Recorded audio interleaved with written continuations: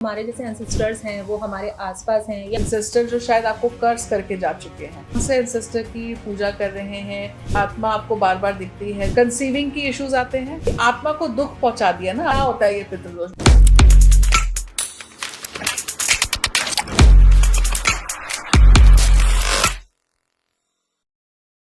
और जैसे कई बार प्रिया हम गलत घर पर होते हैं तो हमें लगता है कि मतलब हमारे जैसे एंसेस्टर्स हैं वो हमारे आसपास हैं या कुछ सपने आते हैं, तो हमें कैसे पता लगता है कि वो खुश हैं या वो हमारे से कुछ कहना चाह रहे हैं। ओके देखो, सबसे पहले हम ये बात करते हैं कि हमारे जो एंसेस्टर्स हैं वो सारे के सारे पॉजिटिव और नेगेटिव इन दोनों फॉर्म में हो सकते हैं। ठीक है, जरूरी नहीं है कि आप अपने रिचुअल्स कर रहे हैं तो वो आपको सिर्फ ब्लेसिंग्स ही दे रहे हैं। There might be some ancestor जो शायद आपको कर्ज करके जा चुके हैं, तो ये भी पता लगाना बड़ा इंपॉर्टेंट हो जाता है कि आप अपने कौन से एंसेस्टर की पूजा कर रहे हैं या कौन से एंसेस्टर को याद कर रहे हैं। कहा तो ये भी जाता है जब हम ड्रीम इंटरप्रिटेशन करते हैं लोगों के लिए कि अगर कोई आत्मा आपको बार बार दिखती है जो आपके पितरों की है, आपके जो बड़े बुजुर्ग जो अब नहीं रहे उनकी है, अगर वो सपने में आके आपको कुछ दे रहे हैं तो आने वाले लाइफ टाइम में या आने वाले टाइम में आपको कुछ ना कुछ नया मिलने वाला है। बट अगर वो आपके पास आ रहे हैं सपने में और वो कुछ मांग रहे हैं आपसे,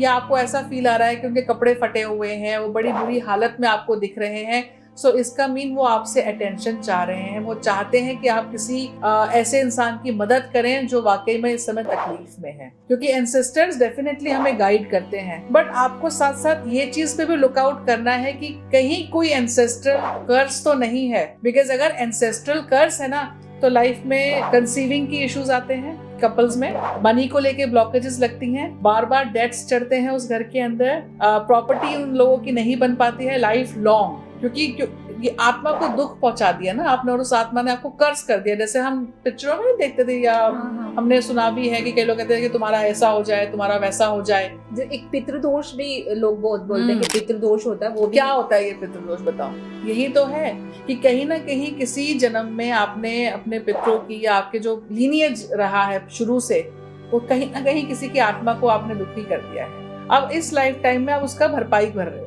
तो रेगुलर पितृदोष की पूजा आपको करनी है तो आप कर सकते हैं, मगर मैं तो ये कहूंगी कि रेगुलर हो ओपनो इसकी प्रैक्टिस करते रहना चाहिए, क्योंकि इसी की प्रैक्टिस से आपको उन लोगों से भी कर्ज से मुक्ति मिल जाएगी और साथ साथ में आपके एंसेस्टर्स की आपको ब्लेसिंग मिलनी भी शुरू हो जाएगी। तो वो लोग जो नहीं जानते हैं कि होपनो क्या है, वो डेफिनेटली हमें टच बेस कर सकते हैं। हमारी छोटी छोटी वर्कशॉप्स होती रहती हैं, उसको ज्वाइन कर सकते हैं। और नहीं तो अपने एंसेस्टर्स से रेगुलर बेसिस पे फॉरगिवनेस मांगते रहे और बोले उनको कि आप प्लीज हमें ब्लेस करें, आप प्लीज हमें ब्लेस करें।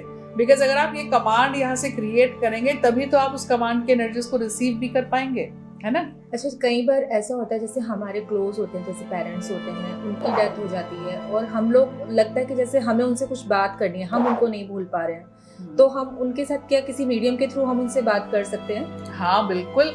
देखिए, इस प्रोसेस को करने के भी दो तरीके हैं। एक तो जैसे आपने कहा मीडियम, जहां पर आप किसी को मीडियम बनाते हैं और आप उसकी हेल्प से उस सोल को या उस एनर्जी को कांटेक्ट करते हैं और फिर आपको उसके आंसर्स मिलते हैं। सेकंड तरीका है कि जब आप सबकॉन्शियसली अपने माइंड को इस तरीके से एक्टिव करते हैं कि आप खुद उनकी एनर्जी से कांटेक्ट करके उनसे जो भी मन में क्वेश्चन चल रहे हैं उसके आंसर्स दे सकते हैं। मुझे अच्छे से याद है, मेरे पास एक केस आया था जहां पर एक लेडी पंजाब साइड से मेरे पास मिलने के लिए आई थी अपने हस्बैंड के साथ, और उनके घर में कुछ उनकी मिसहैपनिंग हुई थी। उनके बेटा, मेरे ख्याल से बड़ा बेटा नहीं रहा था, अचानक say that was a shocking death जो उनके यहाँ पर हुई थी, और वो उस एपिसोड को अपने दिमाग से निकाल नहीं पा रही थी। तो वहां पर मैंने हिप्नोथेरेपी के थ्रू ही उनको उनके बेटे की एनर्जी से कांटेक्ट कराया था और उसी के बाद उनको थोड़ी तसल्ली भी मिली मन के अंदर। एंड आज मैं ये कह सकती हूँ कि एटलीस्ट वो उतनी परेशान अब नहीं है, वो ग्रीफ से बाहर निकल गई है। बिकॉज कहते हैं ना, ग्रीफ से बाहर निकलना इतना इम्पोर्टेंट होता है, बिकॉज ये ग्रीफ एक ऐसा इमोशन है जो आगे चल के कैंसर अट्रैक्ट करता है। क्योंकि हम तो एनर्जी फील्ड में हैं, आपको भी पता है इस बात का कि